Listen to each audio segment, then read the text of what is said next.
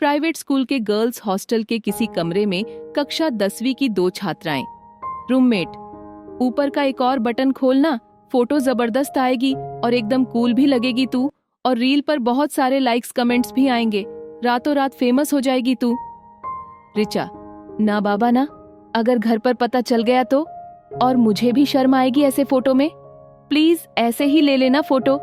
Roommate, अरे तू भी ना बहुत झल्ली है, आजकल तो ज्यादातर लड़कियां रील्स पर हैं, और देख कैसे कैसे कपड़े पहनती है और अदाएं दिखाकर नाचती है। चल कुछ नहीं होता यार, खोल बटन। रिचा शर्माते हुए बटन खोलकर रील्स बनवाने लगी।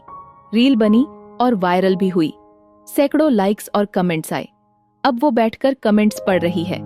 Wow too hot baby, you are looking very sexy and hot, will you be my girlfriend baby, awesome peak.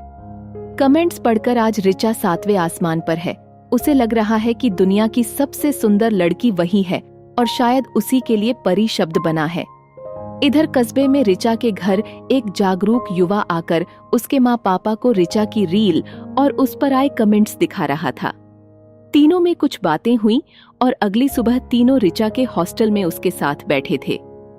युवा का परिचय किसी दूर के रिश्तेदार के भतीजे के रूप में करवाया गया, जो आज शहर आ रहा था, जिसके साथ माँ पापा भी आ गए। कुछ बातें हुई और साथ में लंच किया गया। पापा और वो युवा कुछ देर वार्डन के पास भी गए और उनसे इधर उधर की बातें की। कुछ देर बाद तीनों ने रिचा से विदा ली।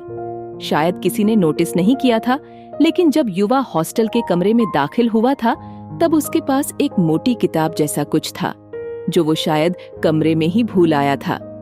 शाम को रिचा की नजर पड़ी तो उसने देखा कि एक मोटी सी एल्बम उसके स्टडी टेबल पर रखी हुई थी।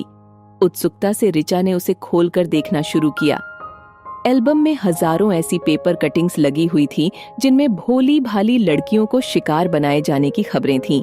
किसी को कॉमन फ्रेंड के जरिए, किसी को कुछ खिला पिला कर, किसी को कैसे फंसाया गया।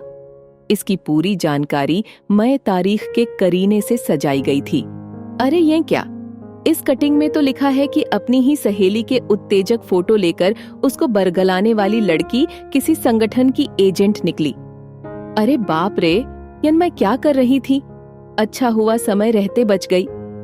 अगली सुबह पापा के पास वार्डन का कॉल आया, जिसमें रिचा ने रूम बदलने और रूममेट की पूरी जानकारी चाहने की एप्लीकेशन दी जाने की बात कही।